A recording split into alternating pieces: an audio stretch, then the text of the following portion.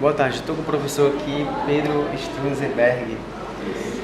Professor, qual é o papel do mediador em uma situação de vulnerabilidade de uma criança e adolescente em fatores de risco social? Então, é muito importante assim, a gente ver que a mediação ela pode ser uma oportunidade para lidar com conflitos que não estão explicitados, por lidar com relações que estão fragilizadas. A mediação ela não vai promover a proteção ou garantia de direitos dessa criança e desse adolescente. Isso precisa ser oferecido por outras instâncias do Estado. O que a mediação pode permitir é que fatores relacionais, às vezes com a família, com os vizinhos, na escola, produzam um ambiente mais acolhedor, mais confortável para essa criança e lidar com seus conflitos. Então, se a mediação não é uma solução de garantia de direitos, né? Isso é muito importante que se diga. É preciso que isso seja estabelecido pelas instâncias estatais e de defesa e garantia de direitos. Mas a mediação pode ser um instrumento para lidar de forma mais acolhedora, de forma mais transformadora com os conflitos que essas crianças vivenciam. Muito bem. Fale um pouco sobre conflito e mediação. Então, o conflito é a essência da mediação, né? Eu até fico pensando assim, se a gente não está dando valor demais à palavra mediação, esquecendo a palavra conflito, né? Porque a mediação, ela pressupõe, ou ela prevê uma técnica, uma ordem, um conhecimento desenvolvido para como você maneja o conflito. E, de alguma maneira, a gente tem esquecido um pouco de entender ou de refletir sobre o conflito. A ótica que a gente coloca em cima do conflito, ela é decisiva para a maneira como a gente media esse conflito. Então, eu diria que são palavras que, combinadas, estão produzindo um sentido para a gente, mas que precisam também ser olhadas separadamente, precisam ser compreendidas separadamente. E eu acho que está faltando a gente dar valor ao conflito. O conflito é uma das ferramentas da transformação, da mudança das pessoas, da mudança do mundo, mudança da sociedade. O conflito precisa ser mais carinhosamente acolhido, ele precisa ser reconhecido como uma expressão da transformação, da mudança. Por isso que ele é muito associado, em grande medida, à juventude, né? A juventude, historicamente, é vista como um locus de problema, de um lugar de produção de conflito. E o que eu acho que a gente tem que tentar reverter, e tem conseguido de alguma maneira, é ver o contrário. A juventude é produtora de conflitos porque a juventude tem um desafio de transformar, de mudança. E eu acho que aí a mediação pode ajudar, ela pode conduzir ou pode canalizar de alguma maneira esses conflitos para processos dialogais e não para processos violentos. Então, eu acho que a mediação, em termos brasileiras, pensando na mediação de conflitos, é assim: deixa o conflito existir, deixa o conflito passar, deixa o conflito acontecer. E a mediação ajuda a canalizá-lo para que não se transformem em ações violentas. Professor, a medida dos conflitos comunitários tem apresentado resultados exitosos. Podemos entender que com essa resposta das populações, em especial da baixa renda, descrédito do poder público e do judiciário. De alguma maneira, tem uma linha na política pública brasileira que vê a mediação como uma opção, uma substituição à questão do acesso ao direito, acesso à justiça e das políticas sociais. Eu não entendo assim. Eu acho que a mediação é uma ação complementar. É uma ação que ela é exitosa se ela conviver, se ela compartilhar com outras políticas públicas. A mediação sozinha ela não resolve. E a mediação também não pode ser encarada como uma via de segunda categoria do acesso à justiça. São movimentos que precisam ser autônomos e complementares. Então, eu acho que aí é muito importante, na sua pergunta, a gente perceber que a mediação não é uma substituição, uma precarização do acesso à justiça, do acesso a direitos. A mediação é uma possibilidade para que as pessoas, para que as partes lidem com seus conflitos de forma responsável e de forma dialogal. Então, o êxito da mediação não pode significar a ausência do acesso a direitos. Isso são elementos que a gente precisa, na nossa cultura de política pública, perceber. A mediação é uma ação complementar ao acesso ao direito.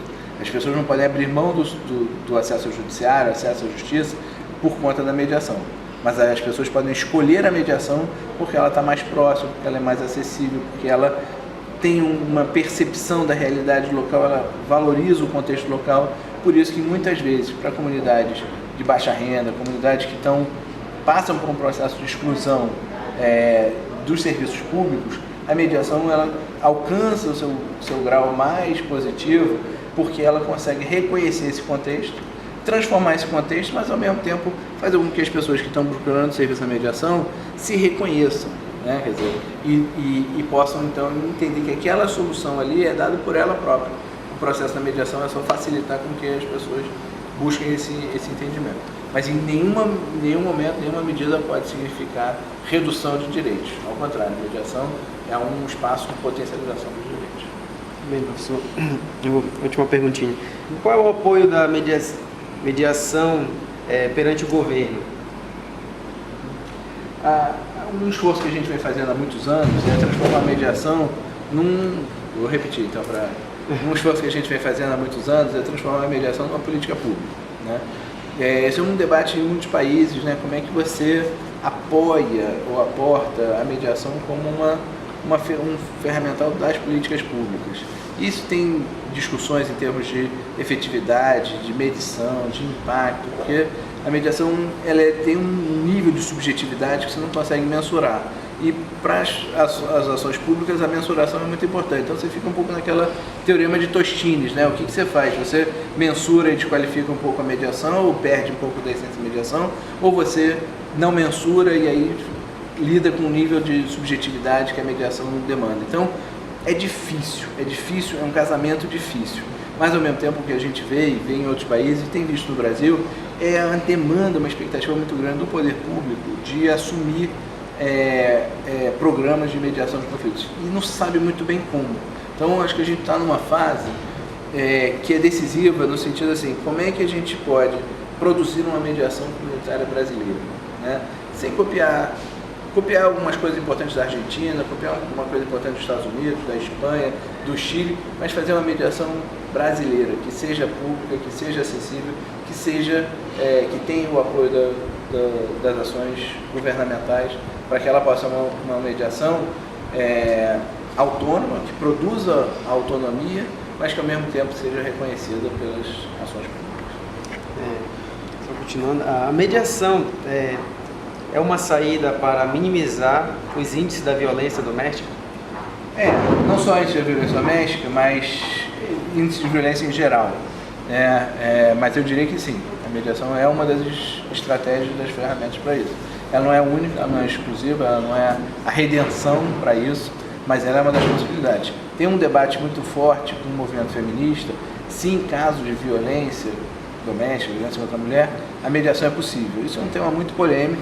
A Lei Maria da Penha veda essa possibilidade da mediação efetiva, mas você tem escaladas do conflito que podem ser, sim, prevenidos e, portanto, agidos previamente a uma violência física, né? Quer dizer, a mediação pode ajudar a que a escalada do conflito não se torne uma tragédia, não transborde em violência física. Ela consegue lidar com violências num patamar ainda administrável, ainda negociável.